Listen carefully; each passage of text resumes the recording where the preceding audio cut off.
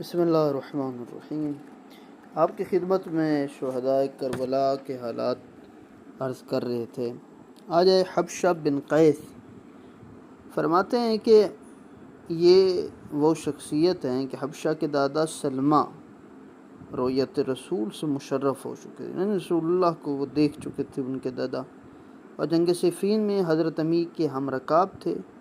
حبشہ مذکور کربلا میں امام کی خدمت میں حاضر ہوئے، یہاں تک کہ جب روز عاشور آیا تو حبشہ جوش جہاد میں آ کر اس میں کود پڑے اور خوب داد شجاعت دی، یہاں تک کہ ان کی روح پرواز کر گئی۔ نعمان بن عمرو ازدی فرماتے بنی ازد کی ایک شاخ کا نام راسب ہے، یہ اسی قبیلے سے تعلق رکھتے ہیں۔ حلاس کے بھائی ہیں، غزوات و حروب میں تذکرہ ملتا ہے۔